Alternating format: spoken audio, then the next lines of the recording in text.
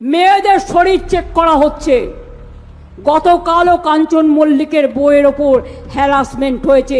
Check করার নামে মেয়েদের ব্যাগ খুলে ব্যাগে কি কি আছে, এমনকি মেয়েদের ব্যবহৃত জিনিস লজ্জা লাগে বলতে সেগুলো পর্যন্ত টেনে টেনে বার করে অসম্মান করা হয়েছে। কয়েকদিন আগে আমার ভবানীপুরেরও একজন বয়োজ্যেষ্ঠ মহিলা, খুবই বর্ধিষ্ণু পরিবারের মহিলা, আমি শুনলাম তাকে হ্যারাস করেছে তার গাড়ি খুলে।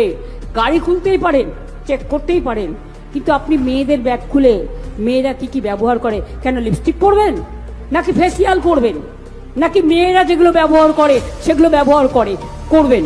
লজ্জা করে না? অশ্লীলতা চূড়ান্ত করছে।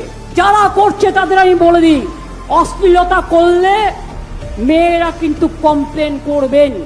অভিযোগ করার অধিকার আপনাদের সবার আছে।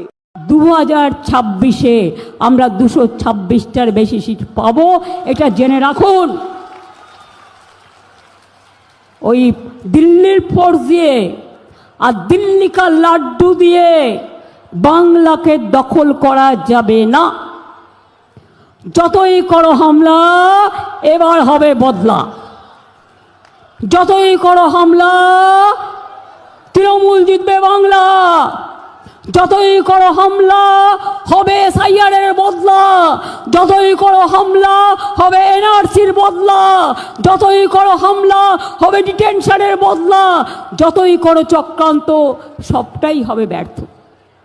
যদি বেশি কারো কাছে রাখা থাকে, কেউ যদি ব্ল্যাকমেলিং বা হোর্ডিং করার চেষ্টা করেন, সেখানে এখন আবার কি হয় জানেন তো, অনেকে শত্রু আছে, বলে দেবে এ রেখেছে এত, ও রেখেছে এত। সেটা পুলিশকে আমি নজর রাখতে বলেছি।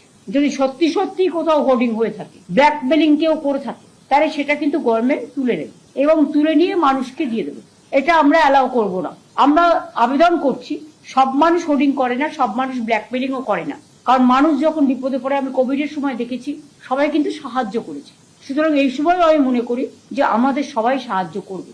দরকার হলো আপনারাও কিছু কিছু ক্ষেত্রে, বিশেষ করে রেস্টুরেন্ট বা অন্যান্য ছোট ছোট দোকানদার বা অন্যান্য জায়গায়, এসেন্সিয়াল এরিয়া ছাড়া যদি মনে করেন রেশনিং পদ্ধতি চালু করুন, যাতে যার আগে 4টে লাগতো তাকে 2 দিন, যার 2টো লাগতো তাকে 1টা দিন, কিন্তু 25 দিন এটা বেঁধে দেবেন না। কারণ কারো বাড়িতে পরিবারের সংখ্যা, সদস্য সংখ্যা বেশি থাকতে পারে, কারো বাড়িতে পরিবারের সংখ্যা কম থাকতে পারে, কারো 1টা লাগতে পারে, কারো 2টো লাগতে পারে।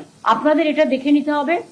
যে আমি শুনছিলাম যে অনেকে ফোন করছে কিন্তু আপনারা কানেকশন কেটে দিচ্ছেন, তখন ওনারা বললেন যে আমাদের সার্ভারটা খারাপ হয়ে গেছে। তা আমরা বললাম সার্ভারটা তাহলে আপনারা রেস্টোর করুন ইমিডিয়েট। ওনারা আমাদের কাছে একটা রিকোয়েস্ট করলেন যে আপনারা প্লিজ একটা মেসেজ দিন মানুষকে যে প্যানিকই না হতে। আমরা আমাদের সাধ্যমতো চেষ্টা করব। আমিও বললাম সেই জন্যই আমাকে দেখতে হবে আমার ভাড়ারে কদিন আছে, সেইভাবে যাতে মিনিমাম মানুষের যেটা সাপোর্ট। ধরুন এখনো যখন কেন্দ্রে গিয়ে, সুপ্রিম কোর্টের দিল্লি গিয়ে এসআইআর নিয়ে আপনি সওয়াল করছেন, কোথাও একটা কি আপনার মনে হয় যে আপনার বিরোধী নেত্রীর যে সত্তা সেটা এখনো যথেষ্ট, মানে 15 বছর বা কয়েক মাস বাকি আছে মুখ্যমন্ত্রী থাকার পরও বিরোধী নেত্রীর ভূমিকায় আপনি সমান স্বচ্ছন্দ? দেখো, আমি তো মুখ্যমন্ত্রী হিসেবে নিজেকে বিচার করি না। আজকে তো আমি পজিশন অপোজিশন দুটো বিলংস করছি, এটা আমার সবচেয়ে বড় অ্যাডভান্টেজ। মানুষের কথা তো আমায় বলতে হয়। একটা কথা যেমন কালকে একটা গন্ডগোল, আমি ইমিডিয়েট অ্যারেস্ট করো, এটা অপোজিশনে বলার কথা ছিল, তারা বলেনি। তারা তাদের স্বার্থ ছাড়া নড়ে না, কিন্তু আমার আরে তাকে সঙ্গে সঙ্গে অ্যারেস্ট করেছি। শুধু তাই নয়, এরকম যেখানেই যা ঘটে সঙ্গে সঙ্গে অ্যারেস্ট করাই। আচ্ছা, তুলনামূলক বিচারে অপোজিশনের মধ্যে আপনি কাকে মানে বেশি নম্বর দেবেন? কাউকেই দেবো না, দুটোই সমান, রাম আর শ্যাম এক। কংগ্রেস তারাও তো আপনাকে, বাম রাম শ্যাম সব এক, আমি তো বলেই দিই।